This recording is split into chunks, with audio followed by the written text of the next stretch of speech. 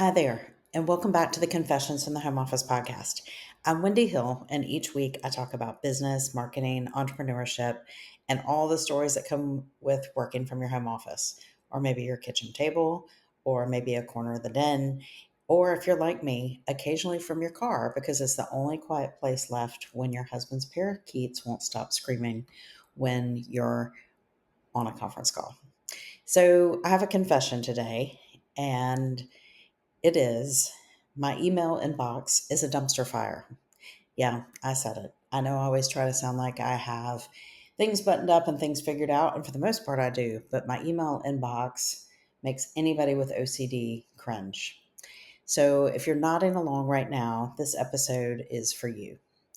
Whether you're drowning in unread messages, you're ghosting people by accident because you just have too much in there, or you're getting passive aggressive follow up emails from people, we're going to talk about email tales for the chronically overwhelmed with a little bit of humor because sometimes all you can do is laugh and then go and archive 500 messages.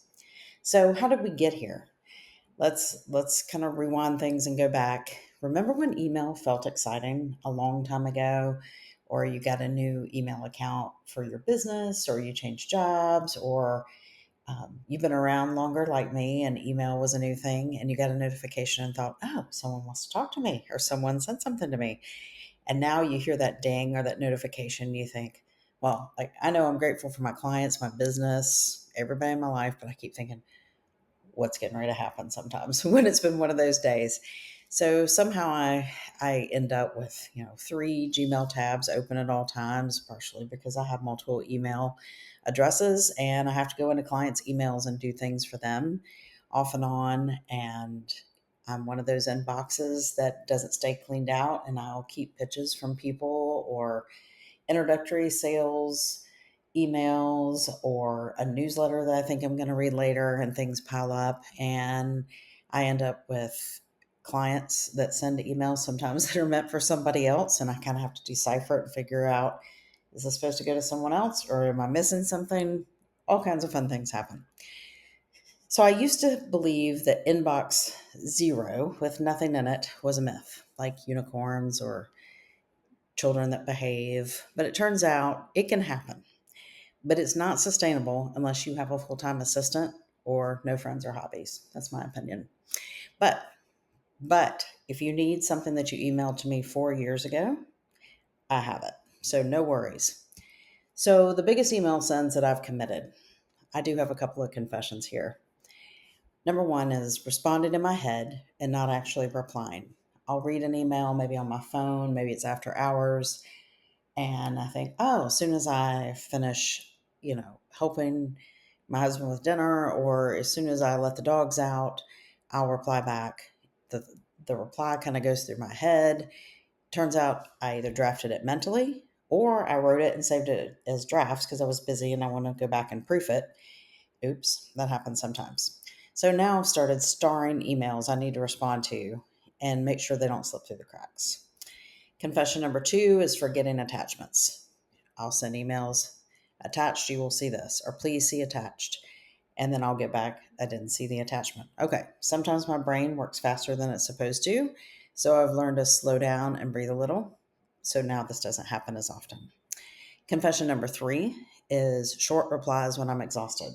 So by Thursday of each week, I've been cranking it out, and I'll admit I'm getting tired.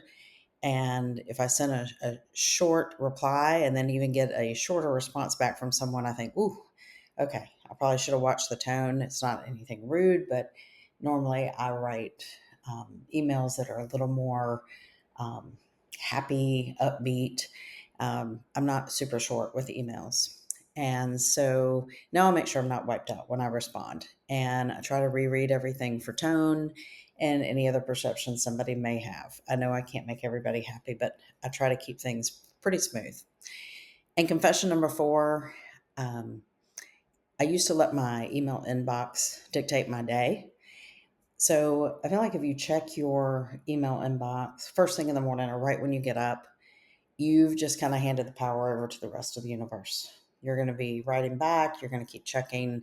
And it's taken me a long time, but I make sure that I get a few things handled for myself and for clients before I dig into emails. So if it's something I was working on the day before and didn't wrap up, I wrap that up. If there's a few things I need to publish, I do that. That doesn't mean that people don't hear back from me until noon, but it's just a mental thing. I need to get a couple of things done so I don't immediately wake up with that whole, you know, overwhelmed and how am I going to get everything done? And I'm already overwhelmed and it's 7:30 in the morning. So here are a couple more useful tips that help me most of the time. So now that I've aired that I have a dumpster fire for an email inbox, let's talk about what really helps. Um, I have started, like I was mentioning a minute ago, I don't stay in my email all day long. I try to respond back around 9:30 in the morning, and then again after 2. That seems to be kind of the flow right now with my clients. That may change at some point. The rest of the time, I try to work and try to keep my email closed if I can. The good thing is I don't have any clients that are emailing over and over again. I've had that before, and I have a good relationship with all my clients, and they know they can text me if there's something that's a major emergency where they need to talk to me, and I'll get right back to them. Number 2 is using email templates. Gmail has a feature called templates and is fantastic. So if you feel like you're writing the same type of emails over and over, save some templates. And then you can go in and edit the templates and send it. You don't have to send exactly what you created, but it will give you a start and save you a little bit of time. Number 3 is I'm learning how to archive aggressively. My inbox is, I don't even want to tell you how many are in there. It's more than you would even guess. So once I read it, handle it, or if it's not urgent, I go ahead and archive it. I am working on creating more and more folders each week for different topics. And somehow my phone just went off. I don't know, some news conference just came on. That's really strange. I'm creating more folders each week and trying to get things out of my inbox and try to keep things filed. And it really is a priority, and I'm making progress. And subject lines, this is the next one. Subject lines matter. Um, I would say this for anybody who's sending emails, for either yourself sending stuff out to clients, vendors, and if you're sending an email to your marketing person or a vendor, try to be a little more descriptive in your subject. I get a lot of quick question or checking in. Really, what does that mean? But maybe like follow up, social media planning for August, or outline attached for next podcast episodes. That way it's easier for somebody to find it and it's clear. And sometimes being super short in your subject line doesn't help it to be opened, or it's kind of hard for somebody to find it later. So the last one is when in doubt, don't reply when you're annoyed. We all get annoyed just because we're tired or we had a bad day or something's been miscommunicated or somebody on the other end's having a bad day. So when in doubt, save it as a draft, write it in Google Docs, write it in a note, walk away, come back. And I know sometimes I feel like I need to tone it down a little bit and or have someone else read it. And you'll thank yourself later. It just eliminates the drama. So think about it. Email really isn't the enemy. It's just overused, it gets mismanaged, and sometimes I feel like people curse it. But if we all slow down a little bit, maybe set a little boundaries, don't let the email manage us, and try to sit down and write a thoughtful reply instead of just a chat GPT result, we would spend less time drowning in digital piles of all the unread junk email. So here's a few things you can do. It may sound like I was preaching today, and that was not my intent. It was just more trying to share. Um, but if you're sitting around, clean out 10 emails right now. And if you did that very quickly, clean out 10 more. Also, go in and search for the word unsubscribe in your inbox. It'll show you all the email newsletters that you receive from people and from companies. And if you're not reading them anymore, just unsubscribe.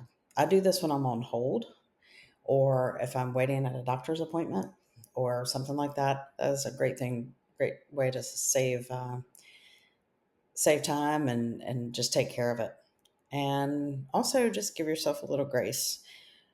We're all trying to stay afloat. We get so much from everybody, and email's still important, but just know that you're not going to fix it right away. If your inbox is crazy, it just takes a little bit at a time.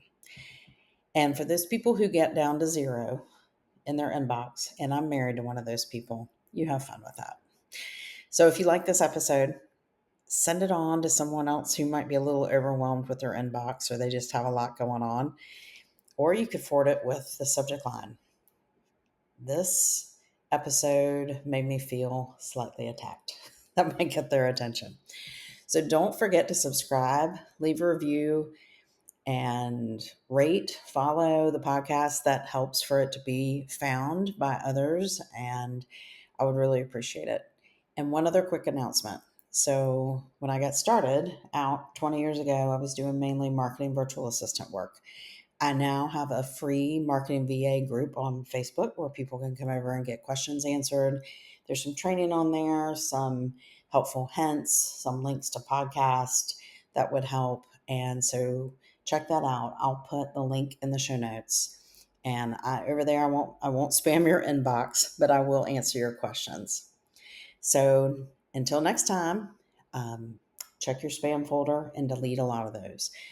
And I'll see you next week.